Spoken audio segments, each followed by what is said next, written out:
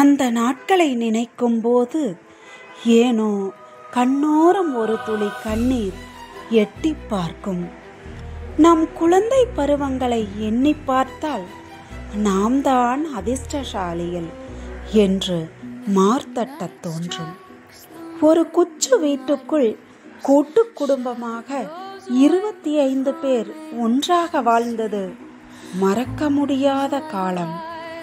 செல்போன்கள் இன்றி, லேப்டாப்கள் இன்றி ஒருவரை ஒருவர் முகம் பார்த்து பேசி சிரித்து விளையாடிய நாட்கள் பசுமையாக கண்வுள் உள்ளதே இன்னும். திரைப்பட நடிகர்கள் ரேஷன் கார்டில் இல்லாத வீட்டு அங்கத்தவராக இருந்தார்கள். வீட்டுக்குள்ளேயே இரு கட்சியினர், ரஜினி பெருசா கமல் பெருசா என பட்டிமன்றம் நடத்தினார்கள். ஒரு திரைப்படம் ரிலீஸ் ஆனதும் கூட்ட நெரிசலில் நின்று டிக்கெட் வாங்கி குடும்பமாக படம் பார்த்த பின் ஹோட்டலில் பிரியாணி சாப்பிட்டு பஸ் பிடித்து வீடு திரும்புவது நமது அன்றைய உச்சகட்ட கொண்டாட்டம்.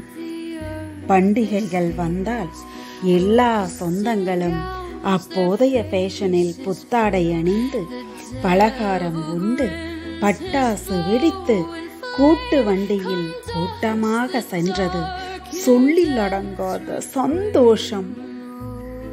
பிறந்த நாள் வருவதற்கு 2 வாரங்களுக்கு முன்னரே என்ன பரிசுகள் கிடைக்கும் என எதிர்பார்த்து காத்து கிடந்த இன்பம் வேறு லெவல். வெள்ளிக்கிழமை நாட்களில் சீக்கிரம் பள்ளிக்கூட ஹோம்வொர்க் எல்லாம் முடித்துவிட்டு அரை மணி நேர ஒளியும் ஒளியும் பார்ப்பதற்காக நம் வீட்டு கேட் ஏறி குதித்து பக்கத்து வீட்டுக்காரர்களோடு சேர்ந்து பிளாக் அண்ட் ஒயிட் டிவி முன் அமர்ந்து மிக்சர் அருந்தியபடி கண்டு கழித்ததில் எத்தனை ஆவல். பிடித்த பாடல்களை எல்லாம் அட்டை புத்தகத்தில் எழுதி கடைக்காரருக்கு கொடுத்து ஒரு காசட்டில் பதிவு செய்து தரும்படி சொல்லி அந்த கேசட் கையில் கிடைக்கும் வரை கடைக்காரரை தொந்தரவு செய்தது அது ஒரு இலையுதிர் யுகம்.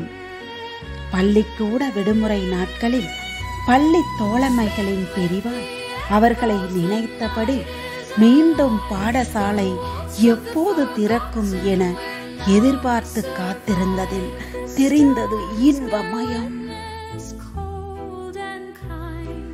எதிர்பார்த்து பழகியதில்லை, ஏமாற்ற பழகியதில்லை, மேலோட்டமாக பழகியதில்லை. பக்கத்து வீடாகட்டும் எதிர் வீடாகட்டும் ஒரே குடும்பம் என நினைத்தோம்.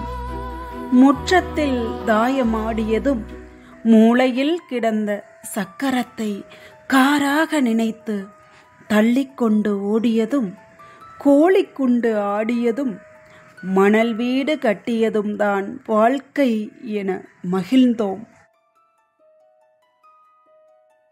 வெள்ளிக்கிழமைகளில் தவறாமல் பாவாடை தாவணி அணிந்து தலையில் பூ வைத்து கோவில் சென்றோம். அப்போதைய காதலர்கள் லெட்டர்கள் மூலம் தங்கள் காதலை எழுதி நம்மிடம் கொடுத்து தூது அனுப்பியதை உரித்தானவர்களிடம் கொண்டு சேர்த்தோம். அன்று காதல் தோல்விகள் ஒரு துளி விஷத்தில் முடிந்தன. அன்றைய இளைஞர்கள் தேவதாசாக அலைந்தார்கள். பல இளம் பெண்கள் முதிர்கன்னிகளாகவே வாழ்ந்து மடிந்தார்கள். விவாகரத்து பற்றி யாரும் கேள்விப்பட்டதே இல்லை. காதலித்தவரை விட்டுவிட்டு வேறு ஒருவரை கைப்பிடித்ததும் இல்லை.